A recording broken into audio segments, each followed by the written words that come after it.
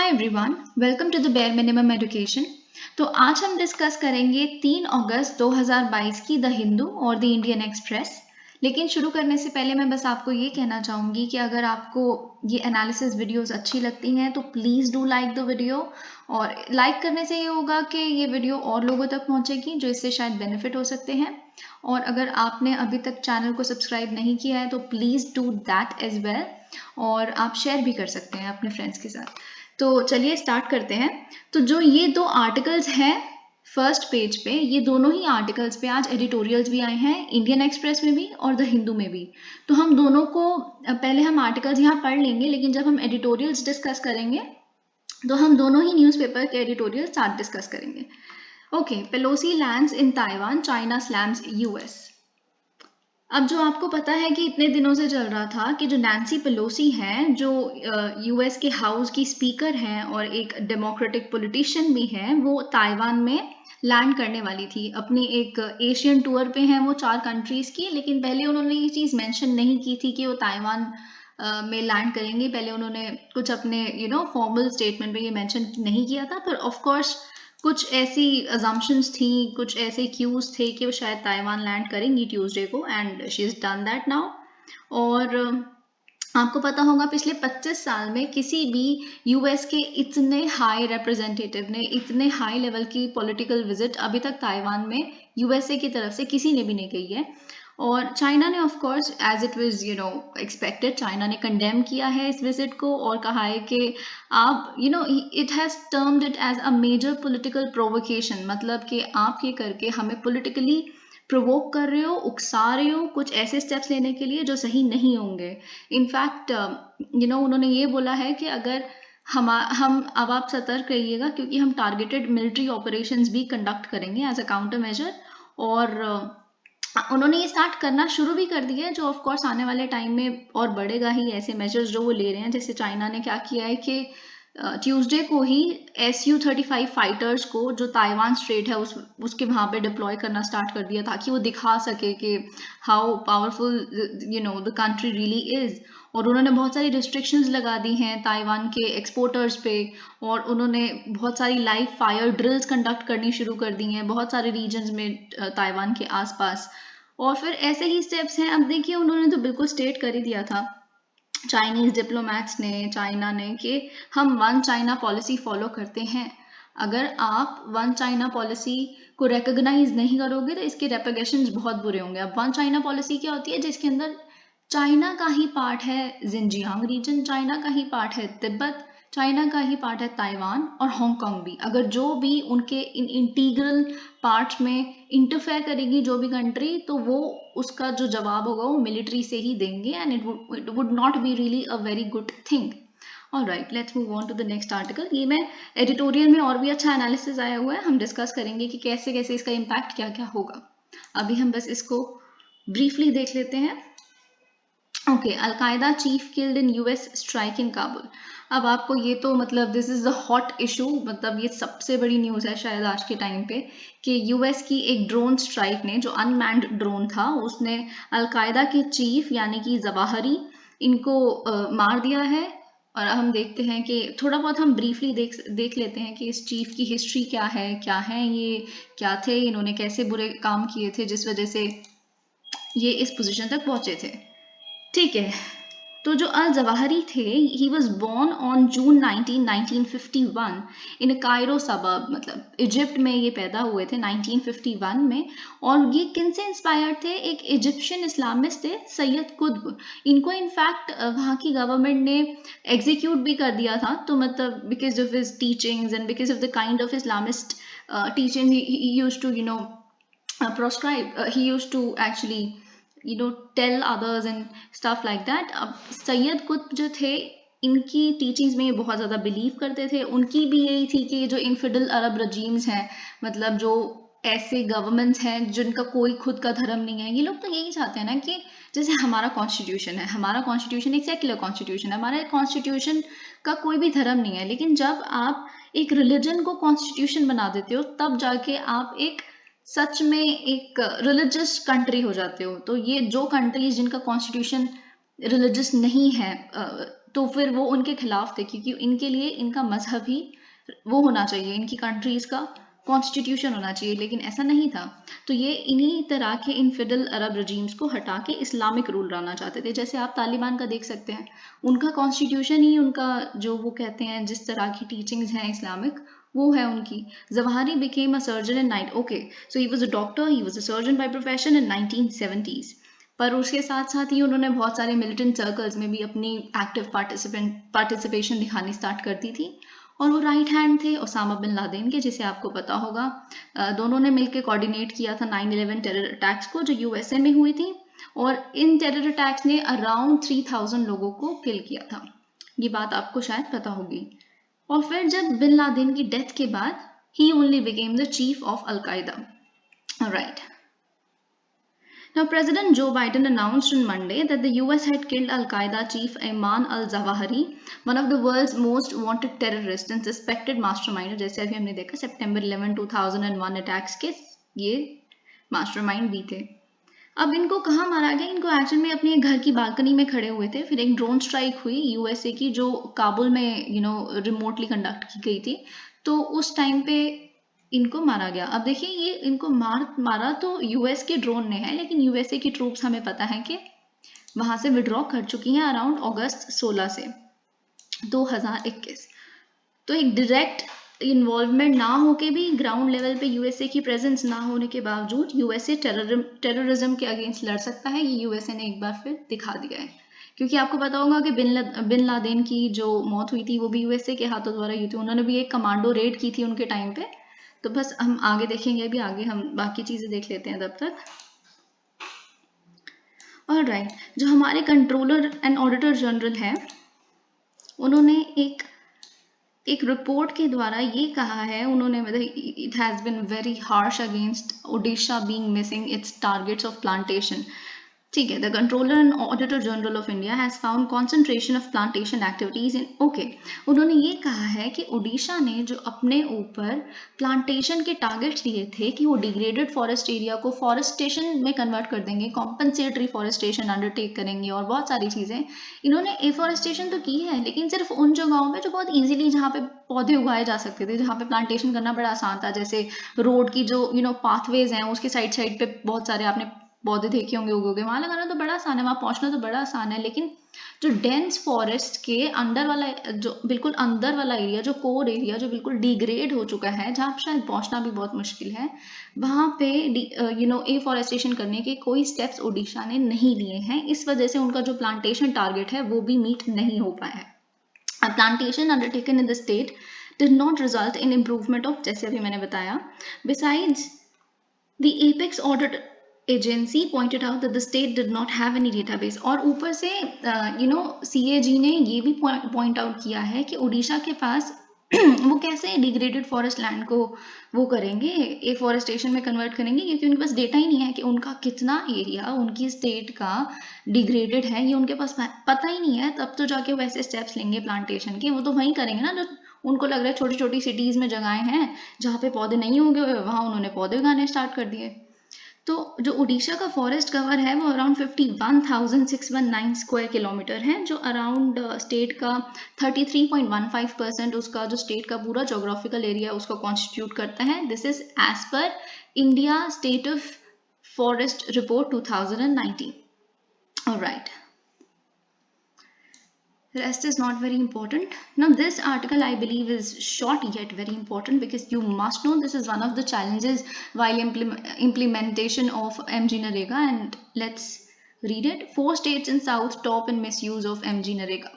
Alright, south की कुछ states हैं 4 जिन्होंने टॉप किया है एक ऐसी रिपोर्ट में जो सबसे ज्यादा मिसयूज और मिसएप्रोप्रिएशन ऑफ फंड्स होता है, मतलब करप्शन आप इसे कह सकते हैं, फंड्स देने में। जो डेली वेज पे काम कर रहे होते हैं MGNREGA के तहत, उनको फंड्स ना देना, घपला करना उसमें। इसमें 4 सदर्न स्टेट्स है जिन्होंने टॉप किया है। ये कौन सी सदर्न स्टेट्स हैं? आंध्र प्रदेश, तमिलनाडु, कर्नाटका एंड तेलंगाना। इन्होंने सबसे ज्यादा हाईएस्ट केस फिनेंशियल मिसएप्रोप्रिएशन के इम्प्लीमेंटेशन में MGNREGA के इन्होंने साबित किए हैं। ठीक है, जितने ऐसे केसेस हैं जो मिसएप्रोप्रिएशन ऑफ फाइनेंशियल फंड्स वगैरह के हैं, वो 4.92 लाख केसेस हैं जो पूरी कंट्री में रिपोर्ट किए गए हैं। लेकिन इन सारे रिपोर्टेड केसेस में से ये 4 स्टेट अकेली 4.18 लाख कॉन्स्टिट्यूट करती हैं। आप एक बार देखिए, 4.92 लाख में से 4.18 लाख तो सिर्फ इन 4 स्टेट्स में से ही केस आ रहे हैं ऐसे मिस एप्रोप्रिएशन के, जिसमें से आंध्र प्रदेश और तमिलनाडु ने सबसे ज़्यादा हाईएस्ट नंबर रिपोर्ट किया है, 1.59 लाख केसेस। ऑलराइट, फिर कर्नाटका में है 59,290 केसेस और तेलंगाना में 40,562 केसेस। ठीक है, अब आगे बढ़ने से पहले हम Mahatma Gandhi national rural employment guarantee act के बारे में थोड़ा सा ज़रूर जानना चाहेंगे। क्या चैलेंजेस हैं, क्या बैकग्राउंड है, सब कुछ। ठीक है, okay, so MG Narega was actually brought as a social measure in 2005. हमें पता है कि एक्ट के द्वारा लाया गया था 2005 में। Now this act actually guarantees the right to work. ये right to work गारंटी करता है, it is a legal right, right? क्योंकि ये एक कॉन्स्टिट्यूशन नहीं ग्रांट कर रहा, लेकिन एक एक्ट ग्रांट कर रहा है, तो it is a legal right, right? तो ये राइट टू वर्क कैसे देता है? क्योंकि जो ये एक्ट ये कहता है कि जो लोकल गवर्नमेंट है वो आपको, अगर आप उनको अप्लाई करेंगे कि हमें काम चाहिए, वो आपको कम से कम 100 दिनों की वेज एम्प्लॉयमेंट प्रोवाइड करेगी ही करेगी रूरल इंडिया में। ठीक है, so this is how this act guarantees the right to work. Okay, now what is the eligibility? ऐसे कौन से वॉलंटियर्स हैं जो अप्लाई कर सकते हैं काम के लिए एमजी नरेगा के अंडर? ऑलराइट, फर्स्ट जो क्राइटेरिया है वो ये है कि the volunteer must be a citizen of India. पहला तो इंडिया के सिटीजन होने चाहिए। दूसरा, 18 साल के या उससे ऊपर आपकी उम्र होनी चाहिए। तीसरा, आप आप बिलोंग करने चाहिए एक लोकल हाउस होल्ड को। लोकल हाउस होल्ड मतलब एक पंचायत है, जैसे एक ग्राम पंचायत है। ग्राम पंचायत के अंदर जितने भी उस ग्राम पंचायत प्रोवाइड करती है काम, अब काम जिनको प्रोवाइड करेगी अपने एरिया में, उस एरिया के अंडर ही आपका एरिया आना, आपका हाउस होल्ड आना चाहिए। अगर तो आप उस ग्राम पंचायत के एक रजिस्टर्ड हाउस होल्ड हो तभी आपको काम मिलेगा। एक चौथा जो क्राइटेरिया होता है कि आप एक अनस्किल्ड लेबर होने चाहिए। मतलब आप जो जिस तरह का काम इधर मिलेगा आपको करने के लिए, वो कोई स्किल सेट नहीं चाहिए उसके लिए।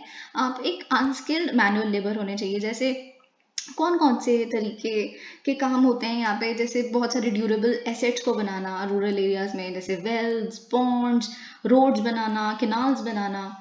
और कहीं ना कहीं अगर देखा जाए तो इसका एडवांटेज ये होता है कि जो अर्बन माइग्रेशन है जो रूरल एरिया से हो रही है, वो भी बहुत हद तक रोकी जा सकती है अगर इस तरह का काम आपको अपने ही जगह जहाँ आप रहते हैं वहाँ मिल जाए।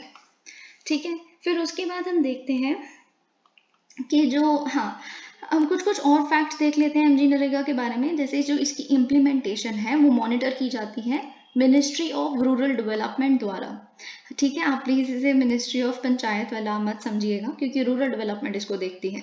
और 15 दिनों के अंदर अंदर जब आपने एक एप्लीकेशन सबमिट की कि मुझे काम चाहिए, उसके अंदर अंदर ही 15 दिन के आपको वेज एम्प्लॉयमेंट प्रोवाइड की जाती है। और अगर बाय चांस आपको उन 15 दिन के अंदर अंदर काम नहीं मिला तो आपको एक अनएम्प्लॉयमेंट अलाउंस दी जाएगी। मतलब अगर आपको काम मिलता तो जितना पैसा आपको हर दिन के वेज के हिसाब से मिलता, आपको वो अलाउंस के रूप में दिया जाएगा। और जो सोशल ऑडिट है एमजी नरेगा वर्क्स ही के सही से हो रहा है, कुछ और इसका इम्पैक्ट सोसाइटी पे गलत तो नहीं पड़ा, रजामंदी से सब कुछ था, किसी को इवैक्यूएट जबरदस्ती तो नहीं किया गया। इस तरह की जो ऑडिट होती है, जो सोशल ऑडिट है एमजी नरेगा के वर्क्स की, वो मैंडेटरी है इस एक्ट के द्वारा, इस एक्ट के तहत। और इस एक्ट में अगर जो हम देखें कि ग्राम सभा का क्या रोल है, ग्राम सभा का रोल है कि अगर कोई वॉलंटियर को कोई ग्रीवेंस है, उसे टाइम पे वेज नहीं मिली या किसी तरीके की उसे दिक्कत होती है काम करते हुए, तो उन सारी ग्रीवेंसेस को वो कहाँ अपनी सबमिट करेगा? ग्राम सभा को। अब ग्राम सभा ही है जो डिटरमाइन करेगा order of priority of work, मतलब कि कौन से काम को सबसे पहले लिया जाएगा। रोड बननी ज़्यादा ज़रूरी है या वेल बनना ज़्यादा ज़रूरी है सबसे पहले, तो depending upon the actual need of the local area. देखिए, ग्राम सभा क्या होता है? ग्राम सभा एक्चुअली हर जितने भी लोग उस पर्टिकुलर एरिया में रजिस्टर्ड होते हैं, जितने भी सारे लोग हैं, वो वही लोग डिसीजन लेते हैं। तो इनडायरेक्टली वो गांव ही पूरा डिसाइड कर रहा है कि किस तरह के काम सबसे पहले लेने किए जाने चाहिए। तो ग्राम सभा is actually the entire village only, indirectly. अब देखते हैं कि ग्राम पंचायत का क्या रोल होता है। ग्राम पंचायत क्या करता है कि वो एप्लीकेशंस रिसीव करता है। जैसे मैंने अभी आपको बताया कि था कि जो हाउस होल्ड रजिस्टर्ड होते हैं वो ग्राम पंचायत के साथ ही होते हैं। तो फिर वो क्या करता है, एप्लीकेशंस रिसीव की, फिर वेरीफाई करता है कि मतलब वो हाउस होल्ड मेरे एरिया में आता भी है जिसको मुझे काम देना है। फिर वो जॉब कार्ड्स को इशू करता है कि ठीक है आपको अब काम मिलेगा। फिर उसके बाद स्टेट गवर्नमेंट का क्या रोल होता है। स्टेट गवर्नमेंट बेसिकली क्या करती है, वो ऑडिट एजेंसी को एस्टैब्लिश करती है। जैसे मैंने बताया कि जो सोशल ऑडिट है वो मैंडेटरी है। फिर वो क्या करती है, वो एक स्टेट एम्प्लॉयमेंट गारंटी फंड को एस्टैब्लिश करती है और उसे ऑपरेट करती है। मतलब जितना भी पैसा जो यूनियन गवर्नमेंट उन्हें देंगी कि हाँ वेज एम्प्लॉयमेंट के लिए आप ये दीजिए, ये वेजेस होंगी, वो सारा पैसा स्टेट एम्प्लॉयमेंट गारंटी फंड के अंदर आता है जहां से वो डिस्पर्स किया जाता है। अब हम नेक्स्ट आर्टिकल देखते हैं, architect of national flag honoured in AP. देखिए बहुत सारी रैलीज, पब्लिक मीटिंग्स और फोटो एग्जीबिशंस कंडक्ट की गई 146th बर्थ एनिवर्सरी पे। किनकी? पिंगली वेंकैया की। अब ये कौन है पिंगली वेंकैया? बेसिकली आर्किटेक्ट है नेशनल फ्लैग के। और ये कहाँ के हैं, अब मैं थोड़ा बहुत इनके बारे में आपको बता देती हूँ और थोड़ा बहुत एवोल्यूशन ऑफ नेशनल फ्लैग, हमें अपना नेशनल फ्लैग कैसे मिला, क्योंकि हम आज़ादी के अमृत महोत्सव को सेलिब्रेट कर रहे हैं। So you must know this, it is very important. तो जो पिंगाली वेंकैया हैं वो he was born on August 2 1876, August 2 1876 in Andhra Pradesh. He was also known as झंडा वेंकैया। आप क्योंकि इन्होंने हमें नेशनल फ्लैग दिया इसीलिए हम इन्हें झंडा वेंकैया भी कहते हैं। फिर 1918 और 1921 के बीच में इन्होंने बहुत बार कांग्रेस के बहुत सारे सेशंस में महात्मा गांधी से पर्सनल लेवल पे मिलके और बहुत सारे और लीडर से मिलके काफ़ी बार ये व्यक्त किया कि हमारा खुद का एक फ्लैग होना चाहिए। तो बहुत बारी इन्होंने ऐसा किया और जिस दौरान ये ऐसी अपील करते थे कि हमें खुद को एक अपना नेशनल फ्लैग बनाना चाहिए, उस टाइम पे ये एक आंध्र प्रदेश के नेशनल कॉलेज में जो मछलीपट्टनम में सिचुएटेड था, वहाँ पे ये एज ए प्रोफेसर वर्क करते थे। तो फिर कुछ जब सालों तक वो अपनी अपील रखते गए कि हमें एक नेशनल फ्लैग चाहिए, इसी दौरान ये बहुत सारे तरीके के डिज़ाइंस पब्लिश करते रहते थे मैगजीन्स में कि इस तरह का हमारा नेशनल फ्लैग हो सकता है, इस तरह का। तो इन्होंने पूरा अपना एक पैम्पलेट बना लिया था जिसके अंदर सारे तरीके के डिज़ाइंस कंपाइल्ड थे। फिर एक दिन क्या हुआ कि इन्होंने महात्मा गांधी से इन पर्सन इस चीज़ के बारे में बोला कि हमें एक नेशनल फ्लैग चाहिए। तो महात्मा गांधी ने बोला ठीक है, मैंने आपके सारे देखे हैं डिज़ाइन, लेकिन आप एक नया डिज़ाइन लेके आइए 1921 की कांग्रेस की मीटिंग में। तो ऐसा ही हुआ, जिस तरह के design the design he come up with was actually ऐसा था कि उन्होंने क्या किया, सैफरन और ग्रीन कलर के 2 बैंड थे उसमें। सिर्फ हमारा नेशनल फ्लैग जो उन्होंने उस टाइम पे सजेस्ट किया वो एक सैफरन बैंड और एक ग्रीन बैंड था। तो ऐसा उस टाइम पे उनका ये कहना था कि जो सैफरन बैंड और ग्रीन बैंड है ये हिंदू और मुस्लिम की सॉलिडारिटी को कन्वे करते हैं कि हम एक सेक्युलर नेशन है इस चीज़ में। तो फिर क्या हुआ कि देन इट गॉट इवॉल्व। फिर उसके अंदर लोगों ने और सजेशंस दी जो कांग्रेस के मेंबर्स थे कि इसके अंदर एक स्पिनिंग व्हील भी होना चाहिए। फिर किसी ने कहा कि एक थर्ड कलर भी होना चाहिए, वाइट। देखिए जो ऑब्वियसली हमें पता है कि महात्मा गांधी ने वाइट कलर को इसलिए सजेस्ट किया होना चाहिए क्योंकि पीस और हार्मनी का प्रतीक है। फिर स्पिनिंग व्हील ऐसा, इसमें थोड़ा सा वैसे वो है, कई लोग कहते हैं महात्मा गांधी ने प्रपोज किया क्योंकि स्पिनिंग व्हील बहुत बारी महात्मा गांधी से एसोसिएटेड होता है कि स्पिनिंग व्हील की प्रपोजिशन महात्मा गांधी द्वारा आई थी। लेकिन बहुत सारे हिस्टोरियंस ये मानते हैं, बहुत हद तक यही सही है, कि लाला हंसराज चौंधी उन्होंने ये सजेस्ट किया कि स्पिनिंग व्हील भी होना चाहिए हमारे फ्लैग में, जो ये सजेस्ट करेगा, ये शोकेस करेगा कि हम जो इंडिपेंडेंट इंडियंस हैं we can actually spin our own clothing and that too from our local fibers। तो इसीलिए स्पिनिंग व्हील को भी वो लाया गया। तो जो हमारा नेशनल फ्लैग था उसको ऑफिशियली अडॉप्ट किया गया INC के सेशन में 1931 के।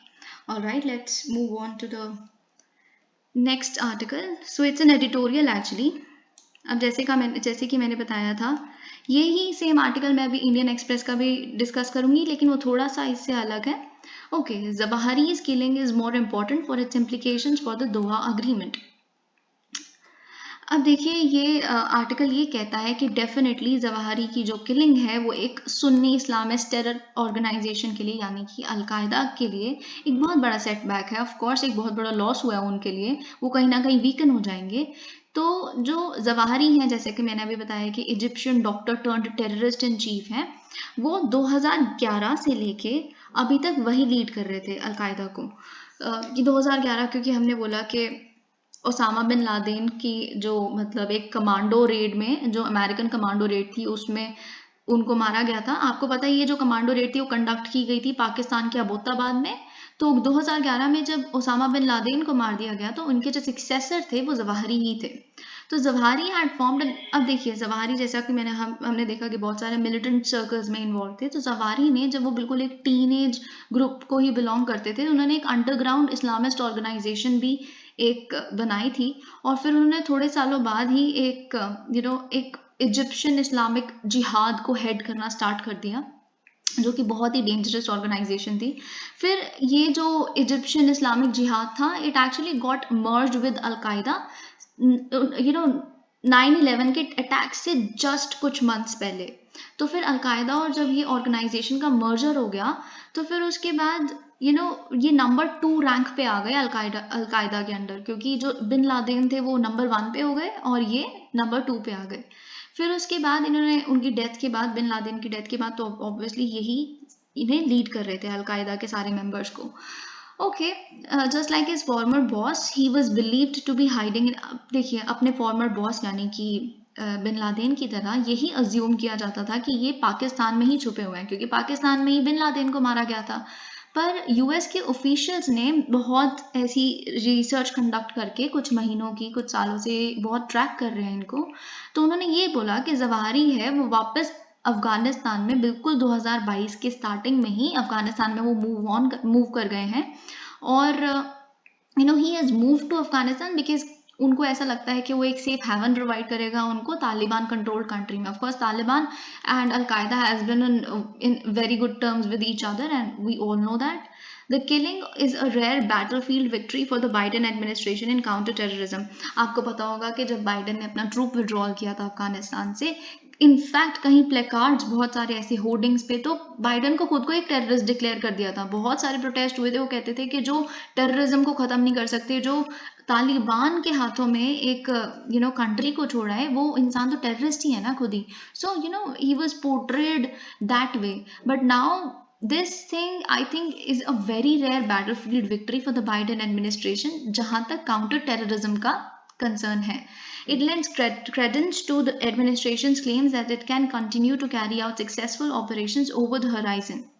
Obviously जैसे हमने डिस्कस किया था, ये एक एक क्रेडिबल वो recognition प्रोवाइड करता है बाइडेन एडमिनिस्ट्रेशन को, ये कि अफगानिस्तान में ग्राउंडेड ना होने के बावजूद ये काउंटर टेररिज्म के ऑपरेशंस कंडक्ट कर सकते हैं। I mean, they're still on their foot to take on these operations. US intelligence officials worked for months to confirm, yes, exactly जैसे हमने अभी देखा, the withdrawal of American troops from Afghanistan was based on the देखिए जो दोहा agreement जो Trump administration ने तालिबान के साथ कंडक्ट की थी, उस टाइम पे तो अफगानी ऑफिशियल्स जो होते थे गवर्नमेंट के, वो भी थे थोड़े बहुत इन्वॉल्व। तो उनके उस अग्रीमेंट के हिसाब से, दोहा अग्रीमेंट के हिसाब से, जो तालिबान है वो अफगानिस्तान की सॉइल पे किसी भी तरह के टेररिस्ट ऑर्गेनाइजेशन को नहीं बसने देगा, नहीं उनको सेफ हेवन प्रोवाइड करेगा, ये अग्रीमेंट थी। तो इसी के बदले यूएसए ने ये कहा था कि हम अग्री करेंगे कि अपनी ट्रूप्स विड्रॉ कर लेंगे अगर आप अपने ऐसे तरह के टेररिस्ट ऑर्गेनाइजेशंस को सपोर्ट करना बंद कर देंगे, you will sever your ties with such organisations, then only the US will withdraw its troops. यही दोहा अग्रीमेंट का प्रमाइस था। लेकिन क्या हुआ एक्चुअल में, आप देख सकते हैं कि अब क्योंकि अलकायदा के ये जो चीफ हैं ये मिले भी अफगानिस्तान में से ही हैं, क्योंकि तालिबान इनको एक बहुत ही सेफ हेवन प्रोवाइड कर रहा था, तो दोहा अग्रीमेंट तो मतलब उसका मतलब ही क्या रहा, मतलब व्हाट इज इट्स सेंस। मतलब तालिबान तो अभी भी वैसा ही है जैसे पहले होता था। It has not at all implemented the Doha agreement in any form. The US completed its withdrawal on August 31st, 16 days after the Taliban captured Kabul. While the Taliban are fighting these, देखिए हमें ये तो पता है कि जो तालिबान है वो it is actually counter force against the Islamic state. Islamic state in fact खुद जो IS है, इतने सारे आए दिन तालिबानी ऑफिशियल्स के खिलाफ अटैक्स प्लान करती रहती है। आपने देखा होगा अफगानिस्तान में तो कितने सारे बॉम्ब अटैक्स हैं जो इस्लामिक स्टेट जिसकी वो लेते हैं कि हमने कंडक्ट किए हैं। तो definitely Taliban is fighting the Islamic state, लेकिन जो उनके अलकायदा के साथ टाइज हैं वो बहुत हद तक मिस्टीरियस रहे हैं कि वो अच्छे टर्म्स में हैं या नहीं, या कुछ भी नहीं पता। लेकिन जो एक तालिबान के इंटीरियर मिनिस्टर है जिनका नाम है सिराजुद्दीन हक्कानी, वो डेफिनेटली बहुत ज़्यादा क्लोज लिंक्स हैं उनके अलकायदा से। तो कहीं ना कहीं ये डिनोट करता है कि अलकायदा और तालिबान के बहुत अच्छे लिंक हैं आपस में।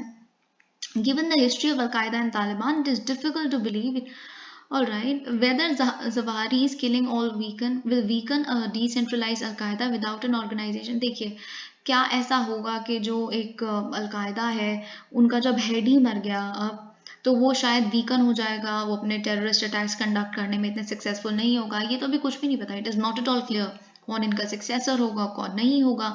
लेकिन एक बिगर चैलेंज जो USA के लिए है और बाकी कंट्रीज़ के लिए भी, वो ये है कि जो तालिबान रजीम है वो अब और ऐसे टेरर आउटफिट्स को रीग्रुप ना होने दे अफगानिस्तान में, है ना। तभी तो spirit of Doha agreement will be actually retained.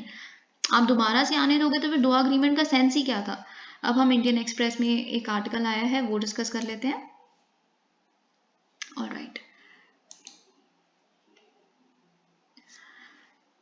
Okay, it is an important moment in the global campaign against terror. Definitely Zawahiri की जो किलिंग है वो पूरी ग्लोबल कम्युनिटी के लिए एक बहुत ही रिजॉइसिंग मोमेंट है। हम टेररिज्म से मुक्त होने का एक स्टेप है ये।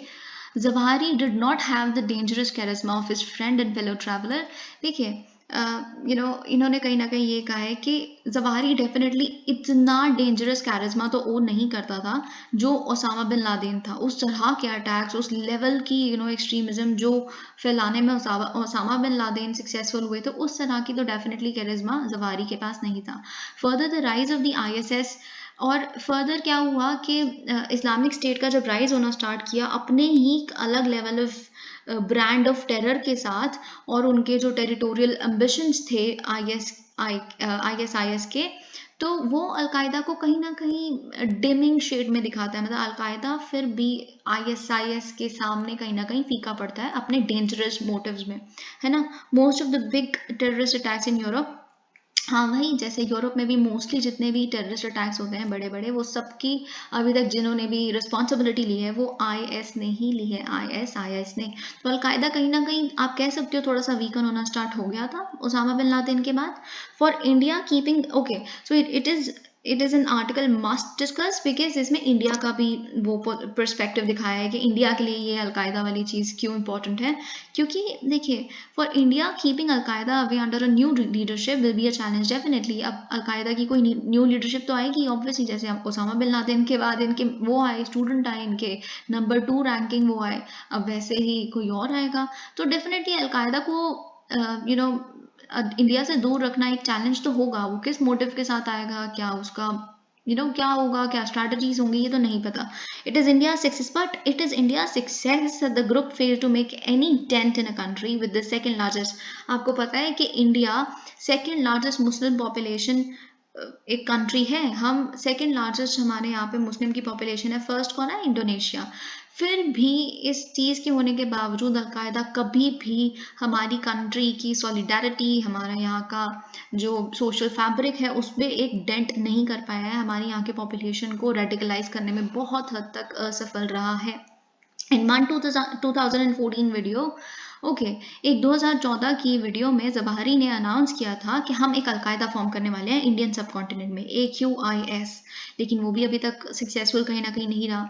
लास्ट ईयर क्या हुआ था, उन्होंने बोला था जब कश्मीर का आप देखेंगे इशू हुआ था, तो कश्मीर में क्या हुआ था, जब डेथ हुई थी हुर्रियत लीडर सैयद अली शाह जिलानी की, तो उन्होंने एक बहुत ही कंडोलेंस मैसेज भेजा था एक वीडियो द्वारा।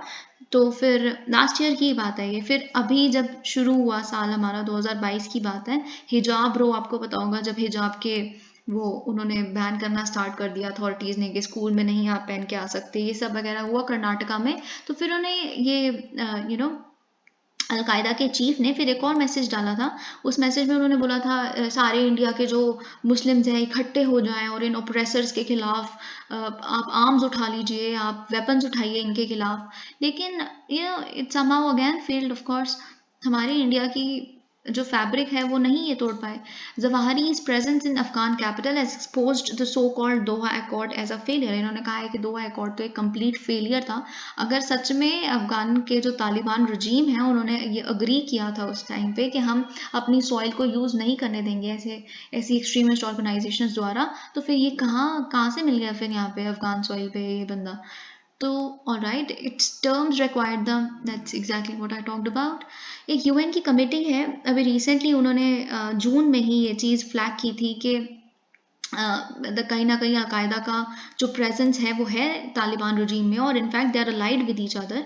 और जो जवाहरी है वो एक एडवाइजरी रोल भी प्ले कर रहा है तालिबान रजीम के लिए, और वो डिटरमाइन कर रहा है how exactly the Afghan country would be ruled.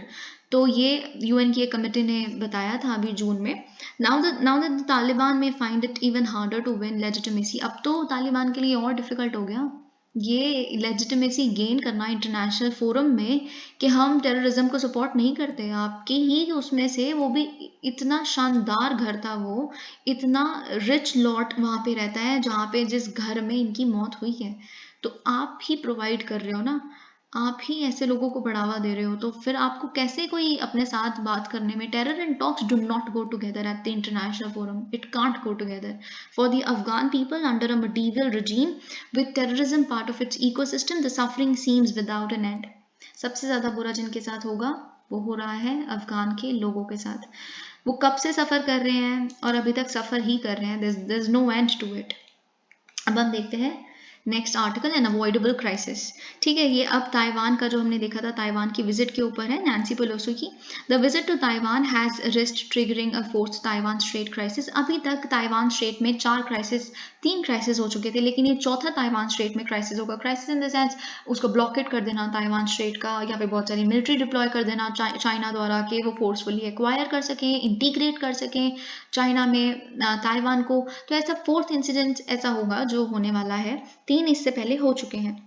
एक बहुत ही डेंजरस एस्केलेशन भी डेफिनेटली होगी नैन्सी पेलोसी की विजिट की वजह से। दोनों कंट्रीज, 2 बिगेस्ट पावर्स इस दुनिया की जो हैं उनके बीच में, जो ऑलरेडी एक पता नहीं अजीब सा ही रिश्ता जिनका चल रहा है, कभी इनकी ट्रेड वॉर शुरू हो जाती है, कभी इनका कुछ और, मतलब कुछ ना कुछ चलता ही रहता है।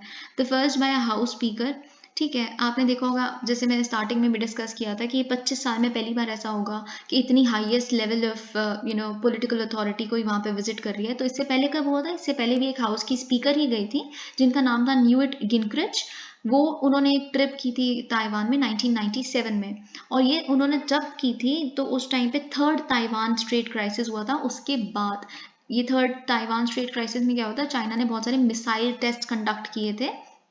किसके अगेंस्ट? ताइवान के जो उस टाइम पे प्रेसिडेंट होते थे ली टैंग हुई, उनके खिलाफ। क्योंकि उन्होंने यूएसए विजिट किया था ताइवान के प्रेसिडेंट ने, तो फिर उन्होंने थर्ड ताइवान स्ट्रेट क्राइसिस किया था चाइना ने।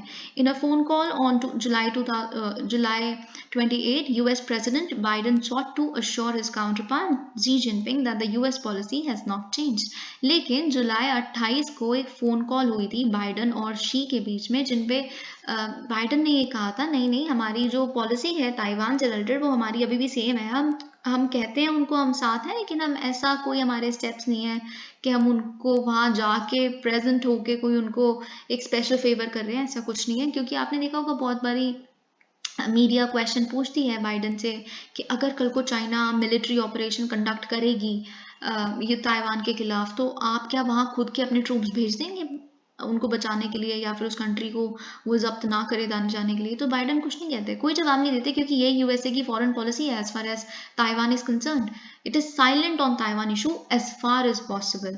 मतलब ठीक है, इन्होंने रिकॉग्नाइज किया हुआ है, USA probably is the only country in this entire world which is recognise Taiwan as a country, but ऐसा ये लोग ऐसा सपोर्ट नहीं दिखाते। वन चाइना पॉलिसी, जैसे मैंने अभी बताया था, in the call mister Xi warned Mr. Biden that those who play with the fire। अब देखिए उस टाइम पे जब कॉल हो रही थी तो मिस्टर जी ने एक बहुत बड़ा डायलॉग मारा था कि जो आग के साथ खेलते हैं वो आग में ही मर जाते हैं जल के। तो वही उन्होंने बोला कि US should be clear-eyed about the consequences of such visit if that is going to happen. This latest crisis comes at a time when China-US relations are already on edge. Of course, इनके relations already बहुत ख़राब है. फिर ये visit होना बहुत ही हानिकारक साबित हो सकती है और ये चीज़ इस बात से डिपिक्ट होती है कि बाइडेन एडमिनिस्ट्रेशन के बहुत सारे लोग और बहुत सारे यूएस मिलिट्री के भी लोग उन्होंने मिस पेलोसी को ये चीज़ बोली कि आप एक बार रिकन्सिडर कर लो, आप सच में ताइवान जाना चाहते हो क्योंकि इसके कॉन्सिक्वेंसेस बहुत हार्श हो सकते हैं.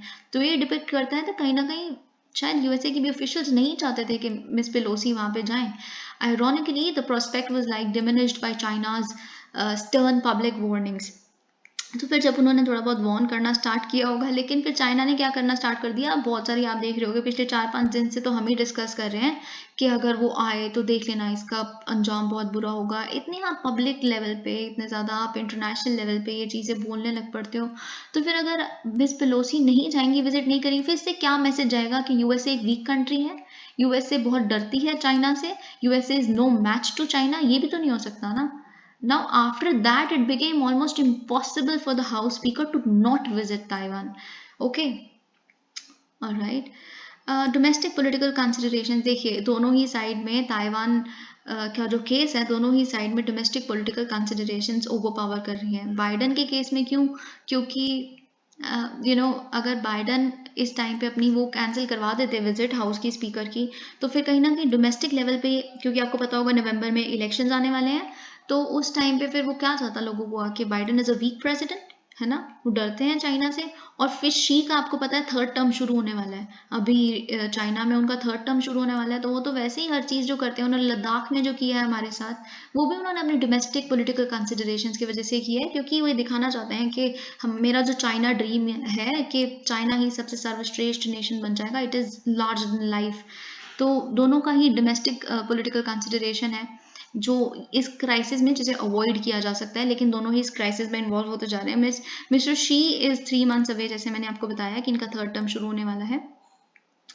ऑलराइट, देखिए अब जो बाइडन है, उन्होंने उस फोन कॉल पे कहीं ना कहीं ये भी कहा था कि मैं मिस पेलोसी को नहीं रोक सकता वहाँ पे जाने से, क्योंकि मैं एक एग्जीक्यूटिव ब्रांच को बिलोंग करता हूँ. और जो मिस पेलोसी हैं, क्योंकि आपको पता होगा कि जो यूएसए है वो presidential system of government follow करता है. प्रेसिडेंशियल सिस्टम में क्या होता है, जो प्रेसिडेंट है वो एक एग्जीक्यूटिव डिपार्टमेंट होता है, और जो लेजिस्लेचर है, जैसे वो हाउस की स्पीकर है, तो वो एक जो कांग्रेस है वो लेजिस्लेचर होता है. तो लेजिस्लेचर में एग्जीक्यूटिव का कोई रोल नहीं होता. इनफैक्ट वो तो लॉज पास करने में भी आप बार बार उसको वापस नहीं भेज सकते. Such is the kind of setup USA has adopted.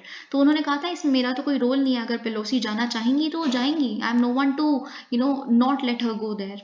That the visit appears to have been driven largely by Miss Pelosi. और डेफिनेटली ये विजिट मिस पेलोसी की खुद की ही एक इंटरनल अर्ज की वजह से, किसी ने उन्हें नहीं बोला वहाँ जाने के लिए, क्योंकि ये बहुत ही क्रिटिकल है चाइना की पॉलिसीज़ में, जो तिब्बत में, जिनजियांग में, हांगकांग में इन्होंने बहुत ही वोकली अपना दिखाया है कि हम बिल्कुल खुश नहीं हैं इस तरह की पॉलिसी से चाइना के. तो she kind of hates China. A sharp response in Beijing's view would dissuade other countries from engaging. अब अगर चाइना एक शार्प रिस्पॉन्स देगा इसके खिलाफ, जो उसने मिलिट्री डिप्लॉयमेंट करनी शुरू कर दी है, तो कहीं ना कहीं ये बाकी कंट्रीज को एक मैसेज जाएगा कि हम इस तरह के हायर पॉलिटिकल लेवल्स की जो विजिट है वो अपनी ताइवान, जो हमारा इंटीग्रल पार्ट है, उसमें बर्दाश्त नहीं करेंगे. It may also burnish mister Xi's status at home. Definitely the fact that neither side wants nor can afford a military confrontation may yet see the current tensions defuse. देखिए दोनों को ही पता है कि वो इस टाइम पे एक मिलिट्री कॉन्फ्रंटेशन, मतलब यूएसए और चाइना दोनों को पता है अफोर्ड नहीं कर सकते. तो दोनों बस ठीक है, थोड़ा बहुत बोल भूल के चुप हो जाएंगे और थोड़ा बहुत मिलिट्री डिप्लॉयमेंट ऐसा कुछ हो जाएगा, लेकिन मोस्टली ये जो सिचुएशन है, ऐसा आर्टिकल ये कहता है, वो इतनी टेंस नहीं होगी, डिफ्यूज ही रहेंगी. ऑलराइट, बस जो डोमेस्टिक ऑडियंस है उनके लिए थोड़ा बहुत जो पब्लिक वार्निंग्स देने जरूरी हैं, ये सब करते रहेंगे मिस्टर जी भी, ताकि वो अपने इलेक्शंस, उनका थर्ड टर्म है, उसमें पता चल जाए कि सबसे बड़े, सबसे महान लीडर आज तक जो चाइना में आए हैं वो मिस्टर जी ही हैं. अब देखिए यहाँ पे एक फ्रीबीज पे एक आर्टिकल आया है, तो ये इतना अच्छा आर्टिकल नहीं है, मुझे कुछ खास इतना इंटरेस्टिंग इसमें नहीं लगा, लेकिन एक आर्टिकल 28 जुलाई को आया था इंडियन एक्सप्रेस की न्यूज़पेपर में, जिसे मैंने अपने 28 जुलाई की ही वीडियो में डिस्कस किया है. अगर आप चाहें तो उसे जाके देख सकते हैं. It is written by NK Singh, who was actually the chairman of 15th Finance Commission of India. So if you want, you can go and visit, और वो मैं आपको टाइम भी बता देती हूँ, 38 मिनट्स के बाद का जो टाइम है वहाँ से वो आर्टिकल की डिस्कशन शुरू होती है। आप उसको 1.5 की स्पीड पे देख सकते हैं। It's a very nice article. Alright, let's move on to the next article. अब देखिए, मैंने आपको ये कल भी बताया था कि जो मालदीव्स के प्रेसिडेंट हैं वो यहाँ पे 4 दिन की विजिट पे आए हैं इंडिया की, जहाँ पे वो मिस्टर मोदी से भी मिलेंगे, वो जो मिले भी हैं, और वो मुंबई भी रहेंगे कुछ दिनों के लिए। तो ऐसी बहुत सारी चीज़ों के लिए, बहुत सारे अग्रीमेंट्स साइन करने के लिए जो इब्राहिम सोली है वो यहाँ पे आए हैं। तो कल हमने बहुत ज़्यादा डिस्कस इसलिए नहीं किया था because we wanted the situation to actually evolve a bit so that we can discuss India Maldives relation.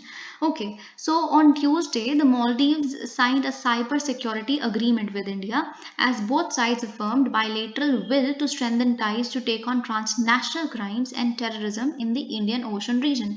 दोनों ने ही एक साइबर सिक्योरिटी अग्रीमेंट को साइन किया है जिसमें इंडिया ने ये अफर्म किया है कि we stand with Maldives in countering extremism, countering transnational crimes like money laundering, etc., so that the Indian Ocean region remains safe and cyber secure.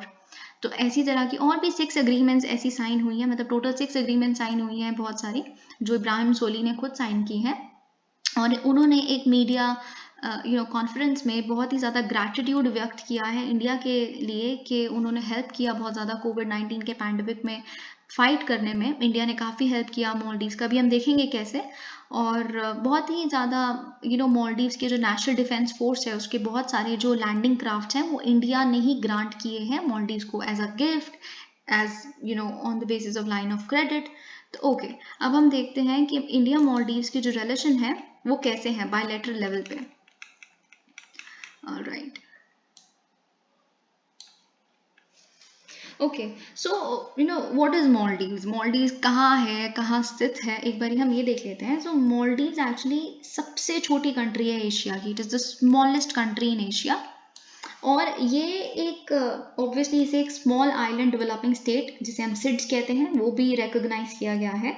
और ये एक इंडियन ओशन आर्किपेलागो है जिसके अंदर 1192 आइलैंड्स कॉन्स्टिट्यूट होते हैं, मतलब 1192 आइलैंड्स का जो आर्किपेलागो है पूरा, ये मालदीव्स बनाता है। ऑलराइट, और जो इक्वेटर है, इक्वेटर इससे पास करता है इन आइलैंड से। Now, let's discuss a little about the India-Maldives relation. तो क्या हुआ अगर हम 1988 से हम डिस्कस करना शुरू करें, तो एक बार 1988 के दौरान एक आर्म्ड इंसर्जेंसी हुई थी वहाँ पे, जिन्होंने जो आर्मी थी, जो आर्मी पर्सोनल थे, उन्होंने कू अंडरटेक करने की कोशिश की थी उस प्रेसिडेंट के खिलाफ जो उस टाइम पे थे, जिनका नाम था आई थिंक अब्दुल गयूम जी के खिलाफ उन्होंने आर्मी ने कू अंडरटेक करने की कोशिश की गई थी। तो India was very stern against it. India ने इतना पावरफुल स्टेप लिया था। Usually India does not interfere. हाँ, बांग्लादेश के केस में हमने 1971 में विक्ट्री दिलाई, लेकिन India does not talk lot. दूसरी कंट्रीज में इंटरफेयर करना हम ऐसा नहीं करते। अगर ऐसा होता तो म्यांमार के केस में भी कर सकते थे, लेकिन हम ऐसे स्टेप्स नहीं लेते। लेकिन क्योंकि इंडिया मालदीव्स का रिलेशन ऐसा कहा जाता है कि स्पेशल है, तो उस टाइम पे इंडिया ने अपने यहाँ से नेवल वेसल्स, पैरा ट्रूपर्स भेजे ताकि वो लेजिटिमेट लीडरशिप को वहाँ पे रिस्टोर कर सके। कू हो गया था, लेकिन दोबारा से लीडरशिप को लाना वही उन्हीं प्रेसिडेंट को, ये इंडिया ने इंश्योर किया। और इस ऑपरेशन को कहते हैं ऑपरेशन कैक्टस, जिसे 1988 में अंडरटेक किया गया था।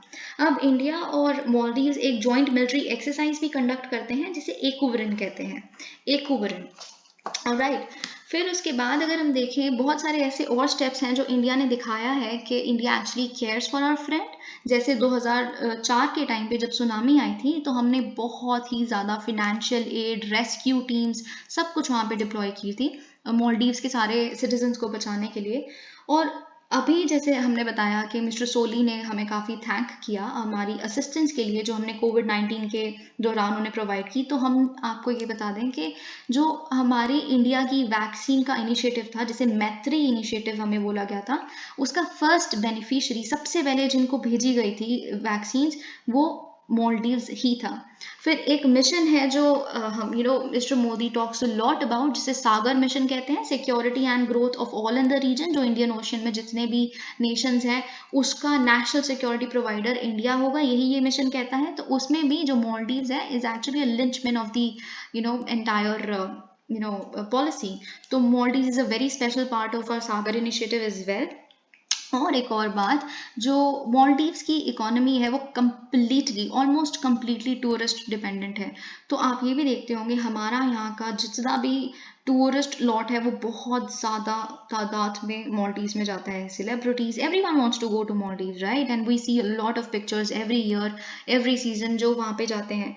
तो इस इकोनॉमी को जो इतनी डिसरप्ट हो गई कोविड-19 के टाइम पे, उसको दोबारा से रिवाइव करने में इंडिया के टूरिस्ट का बहुत बड़ा हाथ है। इनफैक्ट अभी कुछ 6-7 महीने पहले मिस्टर सोली ने तब भी ये कहा था, we thank Indian tourist for bringing blues to our economy. And then there is a very great initiative जो सबसे ज़्यादा इंपॉर्टेंट इस टाइम पे प्रोजेक्ट चल रहा है इंडिया और मालदीव्स के बीच में, वो है ग्रेटर माले कनेक्टिविटी प्रोजेक्ट, GMCP, है ना। तो हम ये डिस्कस करते हैं, इट्स वेरी इंपॉर्टेंट एक्चुअली। एक इंडिया की कंपनी है जिसका नाम है एफकॉन्स, उसने एक कॉन्ट्रैक्ट साइन किया था मालदीव्स में सबसे बड़ा इंफ्रास्ट्रक्चर प्रोजेक्ट बनाने का। अब देखिए ये सिर्फ सबसे बड़ा प्रोजेक्ट यही नहीं है कि इंडिया सबसे बड़ा प्रोजेक्ट मालदीव्स में जो कर रहा है वो है GMCP, नहीं, ये मालदीव्स का खुद का भी सबसे बड़ा इंफ्रास्ट्रक्चर प्रोजेक्ट है। इससे पहले इतने स्तर पे इंफ्रास्ट्रक्चर डेवलपमेंट इतनी लार्ज लेवल पे कभी भी मालदीव्स में नहीं की गई। Okay, so what is it? What is GMCP? It's basically a 6.74 kilometer long bridge. एक 6.74 किलोमीटर एक ब्रिज बनाया जाएगा इतना लंबा, जो एक कॉजवे लिंक प्रोवाइड करेगा बहुत सारी आइलैंड्स को माले से। माले क्या है? माले कैपिटल है मालदीव्स की, तो जो काफ़ी नेबरिंग आइलैंड्स हैं, इसके केस में इस प्रोजेक्ट के अंदर 3 नेबरिंग आइलैंड्स हैं जिससे कनेक्टिविटी प्रोवाइड करेगा, एक विलिंगली, एक गुल्ही फालू और एक थीलाफूशी।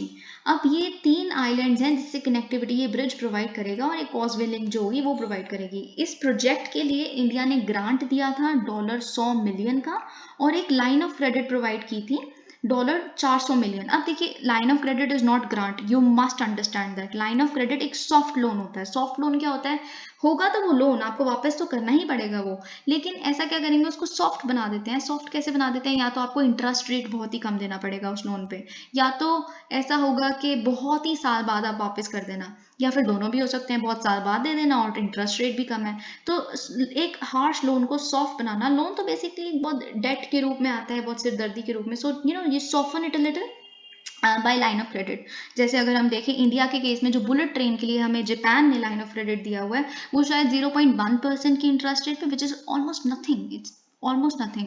और शायद हमें 35 ईयर्स या 50 ईयर्स का टाइम दिया हुआ है उस लोन को वापस करने का। So it's a soft loan, right. और बेसिकली देखिए, ये क्यों है, ये GMCP प्रोजेक्ट क्यों अंडरटेक किया गया? क्योंकि जो मालदीव्स में ट्रांसपोर्ट है ना, it is a very major challenge. क्यों? क्योंकि जो लोकल रेजिडेंट्स हैं वहाँ के, उन्हें बोट्स, फेरीज या वो लेनी पड़ती हैं अपने आसपास के आइलैंड्स में जाने के लिए, जो बहुत ही उनको महंगी भी पड़ती हैं, और बहुत ही वहाँ का जो मानसून है वो इतना रफ होता है कि जो वो सीज हैं वो बहुत ट्रबल देने लग पड़ते हैं, कहीं लोग तो फंस जाते हैं उसके अंदर। इसीलिए ये ब्रिज बनाया जा रहा है, ताकि ये जो रफ वेदर है, रफ सीज हैं, वो उनके उससे नहीं गुजरना पड़े वहाँ के लोकल रेजिडेंट्स को। अब फिर एक क्वेश्चन ये आता है कि यही क्यों चूज़ किया, मतलब यही 3 आइलैंड्स की कनेक्टिविटी क्यों चूज़ की गई है? तो इसका भी एक रीज़न है। जैसे अगर हम गुली फालू देखेंगे, तो गुली फालू से कनेक्टिविटी इसलिए बनाएगी क्योंकि यहाँ पे इंडिया ऑलरेडी एक LOC के द्वारा अपना एक पोर्ट बना चुके हैं। इंडिया का मतलब आप थोड़ा सा कॉन्फ्लिक्ट ऑफ इंटरेस्ट ये कह सकते हैं। और मालदीव्स के लिए एक बहुत ही स्ट्रेटेजिक लोकेशन है गुली फालू, क्योंकि यहाँ पे सबसे ज़्यादा मैन्युफैक्चरिंग बहुत ही स्ट्रेटेजिक लेवल पे होती है, वेयर हाउसिंग फैसिलिटीज़ बहुत ज़्यादा अच्छी हैं यहाँ पे। तो जो आप फिनेंशियली वो कह सकते हो बैकअप है, जो उसका फिनेंशियल स्ट्रेंथ है माले की, वो गुली फालू से आती है। इसीलिए कनेक्टिविटी होना बहुत ज़रूरी है इंडस्ट्रियल लॉट के लिए माले की। फिर थिलीफूशू की जब हम बात करें, वो जो ये आइलैंड है, ये एक लैंडफिल है 1990 से लेके अभी तक। एक लैंडफिल, जितना भी गार्बेज माले होता है, टूरिस्ट आते हैं ऑब्वियसली, इतना गार्बेज वहाँ पे इकट्ठा होता होगा, तो वो सारा गार्बेज वहाँ भेजना होता है, तो वो ट्रांसपोर्ट करने में बहुत दिक्कत होती है। तो क्योंकि अब ये लिंक बन गया है तो उसमें भी आसान होगा। फिर हम देखते हैं कुछ चैलेंजेस, हम फटाफट देख लेते हैं इंडिया और मालदीव्स के रिश्तों में जो है। सबसे बड़ा चैलेंज ये है कि रेडिकलाइजेशन। मालदीव्स के बहुत सारे जो सिटीजन्स हैं वो बहुत इजीली ड्रॉ हो जाते हैं टेररिस्ट ग्रुप्स के लिए, जैसे IS या फिर पाकिस्तान बेस्ड बहुत सारे जो ऑर्गेनाइजेशंस हैं। तो Maldives is witnessing a lot of radicalization, which is of course a threat for India and other neighboring countries as well. फिर एक क्विट इंडिया कैंपेन वहाँ पे बहुत आप देखते रहते होगे, आए दिन जो वहाँ की जनता है वो प्रोटेस्ट करने लग पड़ती है कि इंडिया से एक दूरी बनाए। इंडिया, जो इब्राहिम सोली है वो इंडिया के पपेट हैं, बहुत ज़्यादा इंक्लाइंड है इंडिया के लिए। तो लेकिन आप इब्राहिम सोली की अगर देखिए, उन्होंने तो बहुत लास्ट ईयर या last to last year state कर दिया था कि हम तो India first neighbourhood policy follow करेंगे। तो ये चीज़ है। अब एक और जो कंसर्न है वो ये है कि आपको पता होगा चाइना एक पॉलिसी फॉलो करता है, एक कंस्ट्रक्ट फॉलो करता है, string of pearls. String of pearls क्या करता है, मतलब साउथ एशियन कंट्रीज जो हैं इंडिया के नेबर, जैसे श्रीलंका, पाकिस्तान, आपको पाकिस्तान तो पता होगा सी पैक कॉरिडोर है वहाँ पे, वैसे ही बहुत जितने भी आइलैंड नेशंस भी हैं हमारे इंडिया के, जो आस पास पूरा स्ट्रिंग बना देती हैं ऐसी छोटी छोटी कंट्रीज, इंडिया को चारों तरफ से घेरना, ताकि इंडिया के हर तरफ चाइना की प्रेजेंस हो और इंडिया वीकन हो जाए, इसे हम स्ट्रिंग ऑफ पर्ल्स पॉलिसी कहते हैं। तो Maldives is definitely emerging as an important pearl in this string of pearls policy of China, and of course India is very concern about it. और in fact कभी कभी क्या होता है कि जो मालदीव्स खुद है ना, वो ही इसको एक चाइना कार्ड बहुत प्ले करता है कि ठीक है, अगर हमारे को हमारी डिफेंस में इंडिया हेल्प नहीं करेगी तो कोई बात नहीं, चाइना है ना, तो वो भी एक थोड़ा डिसएडवांटेज हमारे लिए हो जाता है, क्योंकि वो इस चीज़ का फायदा उठाता है, मालदीव्स भी कभी कभी। तो लास्ट हम आर्टिकल आज देखते हैं। जो ईरान के प्रेसिडेंट हैं, जो एक बहुत ही अल्ट्रा कॉन्जर्वेटिव इंसान है, जिनका नाम है प्रेसिडेंट इब्राहिम राइसी, वो प्लान कर रहे हैं न्यूयॉर्क जाने की, क्योंकि एक यूनाइटेड नेशंस जनरल असेंबली की वहाँ पे मतलब असेंबली बैठने वाली है, कब, सितंबर 13 को। तो ये इस चीज़ के बावजूद वहाँ जाने वाले हैं अपना एक स्पीच देने, कि उनके ऊपर यूएस के सैंक्शंस लगे हुए हैं, कि वो मतलब एक ह्यूमन राइट्स ऑफेंडर हैं, उन्होंने बहुत सारी चीज़ें ऐसी की हैं जो इनह्यूमेन हैं, बहुत तरीके के। नवंबर 2019 में इन पे सैंक्शंस लगाए गए थे यूएस द्वारा। तो इन सैंक्शंस के बावजूद ये न्यूयॉर्क ट्रेवल करेंगे, यूनाइटेड नेशंस की जनरल असेंबली में अपनी एक स्पीच देंगे। So that's it for today. If you like the video, please hit the like button and please share it with others and also subscribe to my channel. Thank you.